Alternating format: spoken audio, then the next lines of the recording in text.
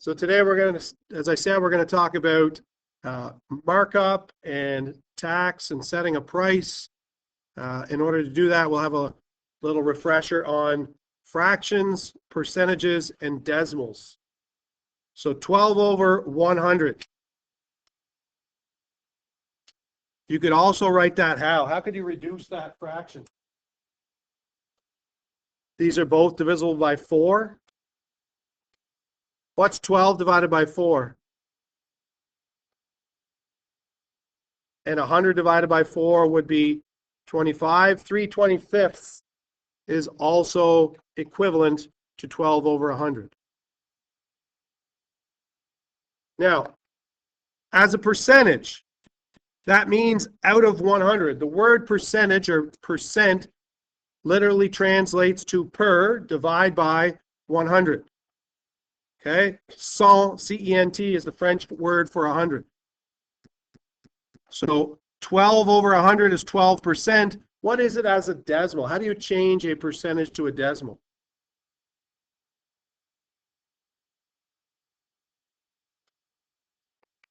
You divide by 100. Okay? 0.12. What would this be? 58% as a decimal. 0.58. What would it be as a fraction? Let's start with 58 over 100, and then we can reduce it. What would 58 over 100 reduce to?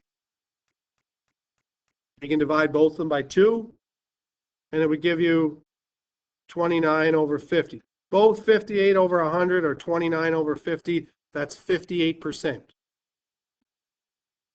2/5. Let's change that to something over 100. What would you have to multiply 5 by to get 100? 20. So if you multiply 2 by 20, you'd get 40 over 100. 40 over 100 is equivalent to 40%. And again, to go from a percentage to a decimal, you're going to divide by 100. 40 divided by 100 would be 0.4 or 0.40. Guys, you want to pay attention up here, please? Stop talking. 0.26 would be 26%. 26 over 100, which would reduce to 13 over 50. So to go from a decimal to a fraction, to a percentage, you multiply by 100 when you're going this way. And if you're going from a percentage to a decimal, you divide by 100. Look at that symbol. That slash, that means divide, and the 2 zeros in the percentage symbol represent the 100. It just literally means 12 divided by 100. Okay? So we have to know how to work with percentages and decimals in this next unit. The next slide just says that a percent means out of 100. Again, cent, C-E-N-T, that's the French word for 100. A percentage is a ratio in which the denominator is 100. So Jennifer got 14 out of 20 on her math test. What percentage did she make? You could do this like 14 over 20 equals x over 100. All right. What did you multiply this by? What did you multiply the 20 by to get 100? 5. So what should you multiply the 14 by? 5. 14 times 5, that'd be 50 and 20. It would give you 70. Okay? 70 over 100 equals 70%. If you think in terms of what we were doing in the last section, if you took that 14 over 20 and said it's equal to x over 100, if you cross multiply, 20 times x would be 20x, 14 times 100 would be 1400, and then if you divide both sides by 20, once again you'll get x equal to 70. Okay, so 14 over 20 is 70 over 100, and anything over 100 is a percentage. That's 70%. A lot of people just go 14 divided by 20, that's 0.7, and then they multiply that by 100. That would also be another way to do that to get your percentage. Now, we're going to talk about how to set a price. And we're going to talk about something called markup. Markup is the difference between the amount a dealer sells a product for and the amount he or she paid for it. All right.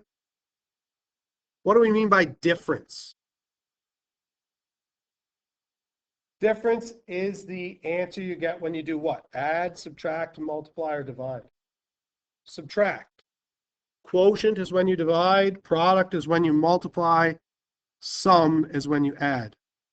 So if these shirts, these JMH shirts cost $8 to make, and you sell them for 10, what's the difference between the price you sell them for, 10? It's $2. So that's how you would find the markup. The markup is just 10 minus 8, $2. So this $2 represents your markup. Excuse me. Everyone okay with that? Take a minute and get that down. Notice what mathematical operation I did here. If they're talking difference, that's why I subtracted.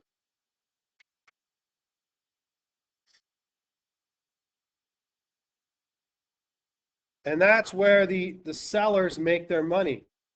Okay? They buy things, in this case clothing, or they make them for $8, and then they turn around and they sell them for $10 so that they can make a profit. So to find the markup, you just subtract what it costs to make them, or what you pay for them originally, from what you're selling them for. 10 minus 8 is $2.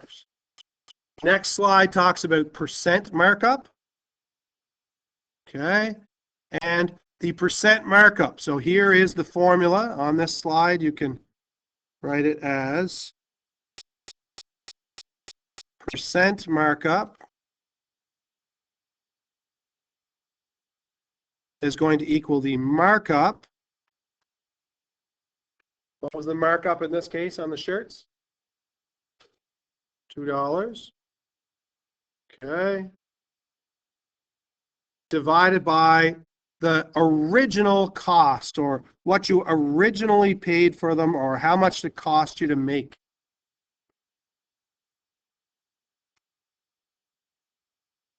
So it's $2 divided by what? What was the original price you paid for them? 8. So 2 divided by 8. When you do that, it's 1/4 or 0.25. What do you have to do to this? How would you change that decimal to a percentage?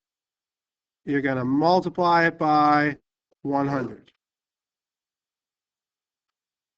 So how much did they mark up the cost of the shirt? 25%.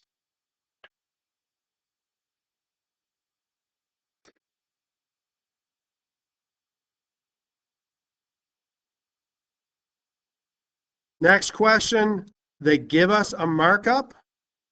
All right, make sure you have that down. I'll move on to the next slide.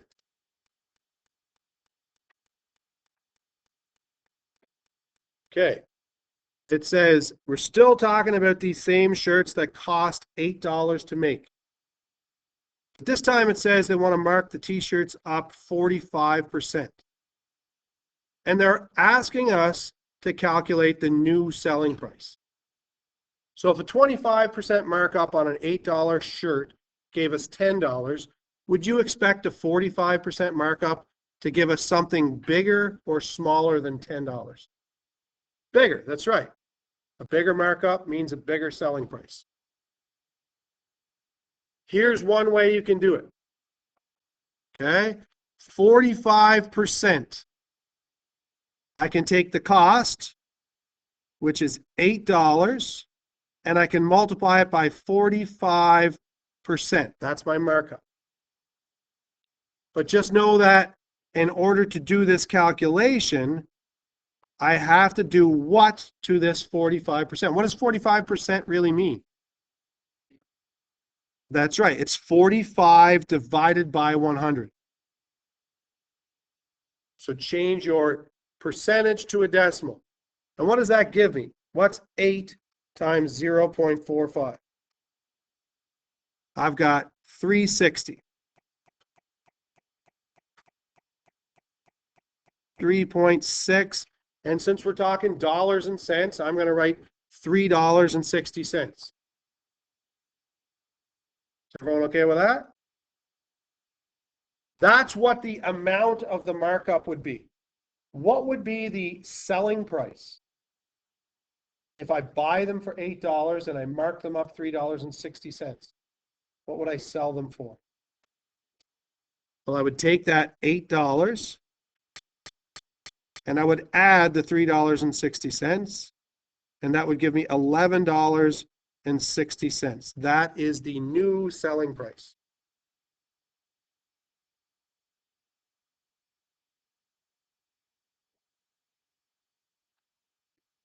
Another way to do this, okay, instead of doing like a two-step calculation, I like to do it in one step. Okay, if I have a 45% markup, I'm going to go 100%. I'm going to add the 45% markup. That would give me 145%. The 100% represents the original cost to make the shirt. So I'm going to write $8 times 145%. What would 145% be as a decimal? If 45% is 0.45, what's 145%? So I'm just going to multiply by 1.45. And what do you think that gives you? What's 8 times 1.45? Sorry, go ahead, Ronan. It's $11.60. Okay? So this two-step way is good if you actually need to know the amount of the markup. But if you only want to know the new selling price, if that's all you're after, it's quicker and shorter to do it this way. Just know that if the markup was 75%, I would have went 100 plus 75%. Okay? We'll start talking about a discount price in the future. A discount, I wouldn't add 45%. If I had a discount of 45%, I would subtract 45% from the original. And I'd get 0.55 or 55%. But we'll talk about that in the next lesson. Everyone okay with that?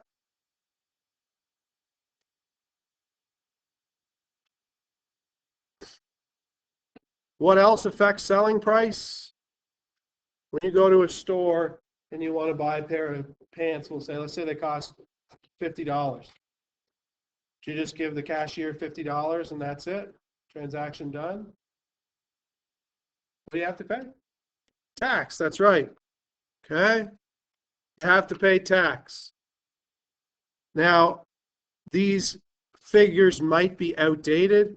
At one point, we had a goods and service tax and a provincial sales tax. Now we just have this harmonized sales tax, HST. This is the actual figure for the province of New Brunswick. So like if you do happen to go purchase an item that's worth $100, what would you actually pay after tax? $115. Okay? So tax also increases the price. Let's use 15% tax. Okay, so can you change that on your slide? So in this particular question, you have a car that's worth $26,554. And you want to know what that's going to cost after tax. Quickest way to do that would be to do the following. You could go 100%. Does tax increase the price or decrease the price? Increase. So you're going to add 15%.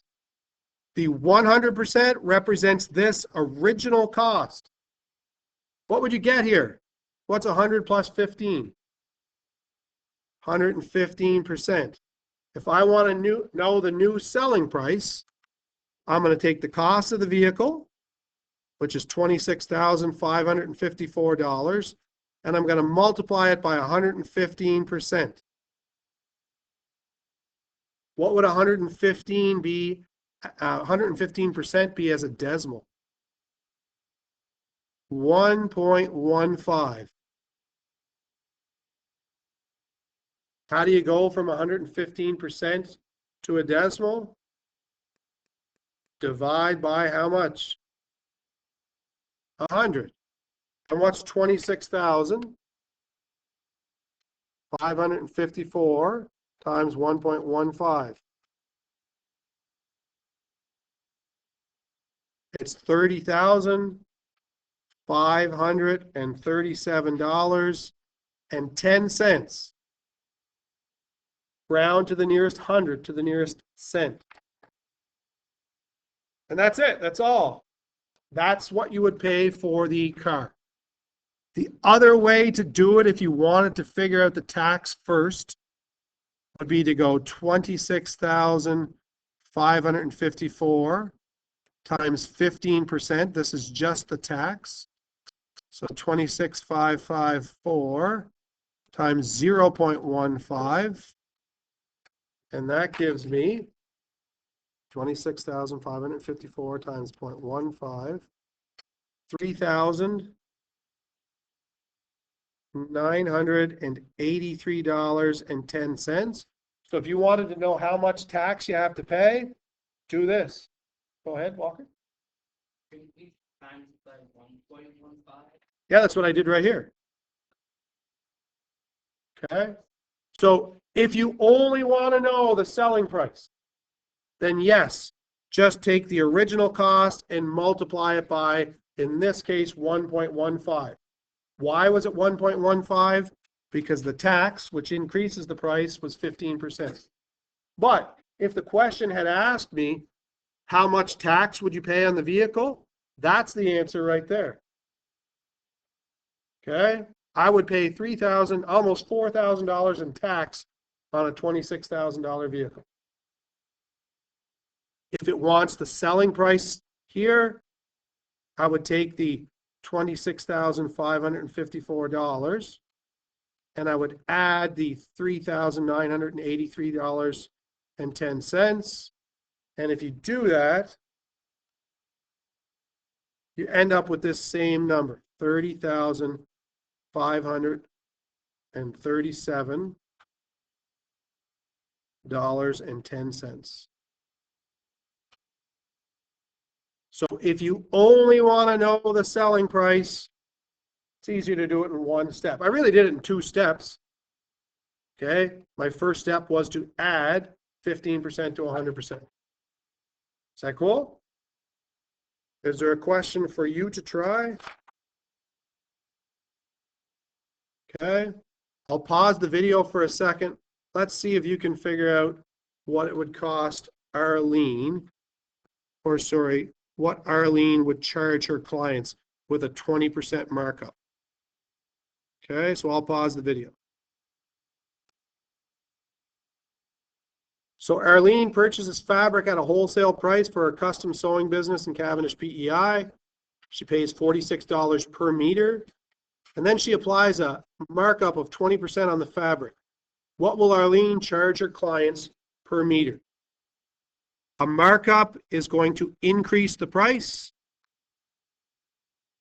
So I'm going to add 20%. That gives me 120%. I'm going to take the original price, $46, and I'm going to multiply it by 120%. What's 120% as a decimal? It's 1.2, and 46 times 1.2 is $55 and 20 cents. And I'm going to write $55.20 per meter. That's what Arlene would charge her customers. Okay? Why would she charge them more than what she pays? Because she's running a business and she's trying to make some money. You could do it in a two-step process if you wanted to figure out what the markup is. If you only want to know the selling price, there it is. No need to do it in a two-step process.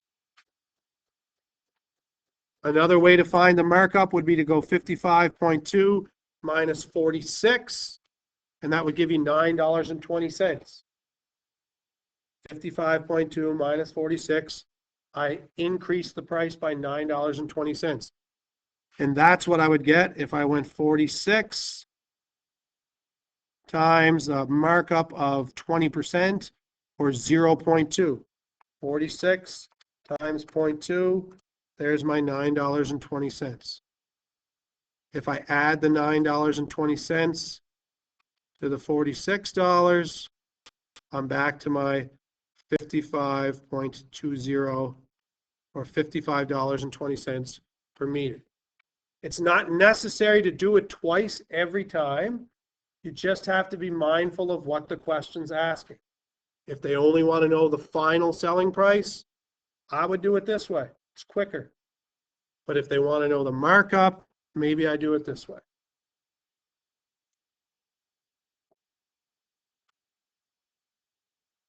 Everyone okay with that? So markup and tax, you have to add to the original 100%. You can try questions 1 to 8 on page 32. That's just a little worksheet that I photocopied for you.